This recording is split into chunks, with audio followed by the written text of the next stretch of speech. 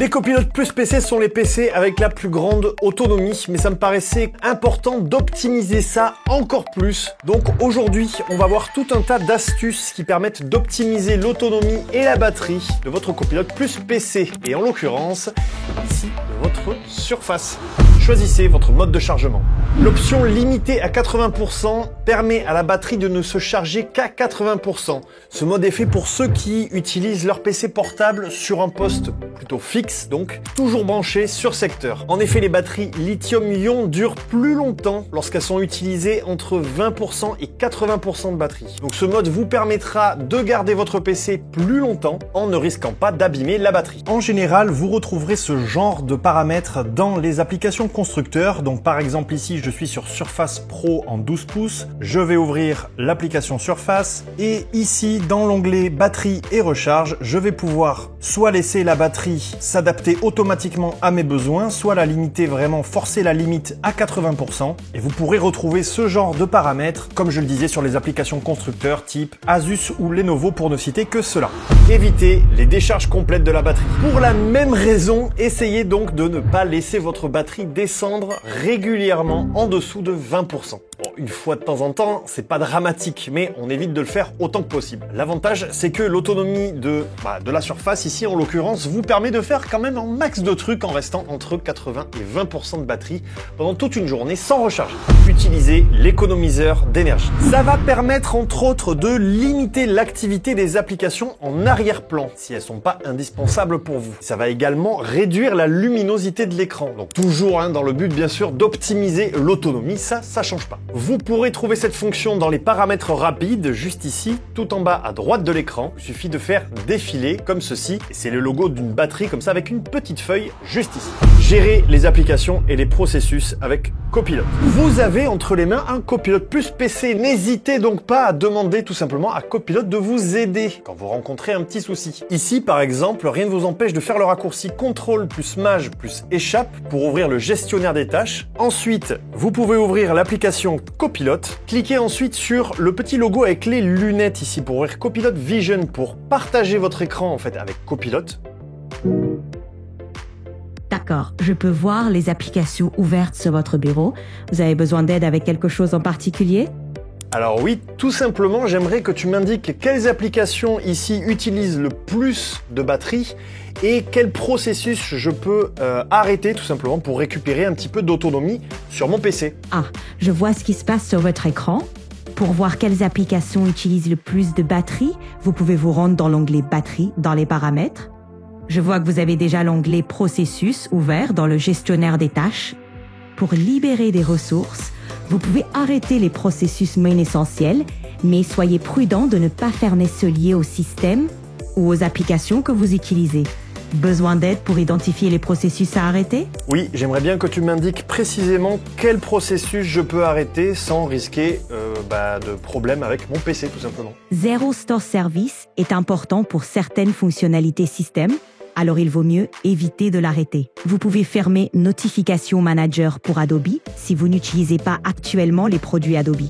Tu peux désactiver PowerToys Crop and Lock si tu n'en as pas besoin en ce moment. Cela ne devrait pas affecter le système de façon significative. Besoin d'aide avec autre chose? Réduire la luminosité. Ça peut paraître évident, mais plus votre écran est lumineux, plus il consomme de l'énergie. Alors, réduire la luminosité vous fera récupérer quelques précieuses minutes d'autonomie. Oui, je sais, c'est une astuce vraiment évidente, mais parfois tellement évidente qu'on n'y pense pas forcément. Donc, passez en mode sombre. Lorsqu'un pixel de votre écran est noir, ou disons sombre, il consomme moins d'énergie, puisque l'élément qui est censé l'éclairer n'a pas besoin de s'illuminer. Donc, passer au mode sombre peut également vous permettre de récupérer, d'augmenter, on va dire, l'autonomie du PC. Pour activer le mode sombre, vous pouvez faire le raccourci Windows plus I, ensuite vous rendre dans l'onglet personnalisation et sélectionner un mode sombre. Vous pouvez vous aider également de la recherche intelligente dans les paramètres et taper par exemple mode sombre pour que la recherche intelligente vous propose d'ores et déjà des paramètres à modifier qui correspondent au mode sombre. Vous voyez ici par exemple activer le mode sombre pour les applications, paramètres du thème clair, activer le mode sombre pour tout le système, vous avez compris quoi. Désactiver les fonctions inutilisé. Le Bluetooth, le Wi-Fi et les services de localisation, par exemple, consomment tous de l'énergie, même lorsque vous ne les utilisez pas, parce qu'ils analysent régulièrement l'environnement dans lequel ils se trouvent à la recherche d'une possible connexion. N'hésitez donc pas à les déconnecter, ces fonctionnalités que vous n'utilisez pas. Ça évite à votre PC de dépenser de l'énergie inutilement. Vous pouvez également aller faire un tour dans les paramètres rapides, ici en bas à droite de l'écran. Wi-Fi et Bluetooth, vous désactivez ici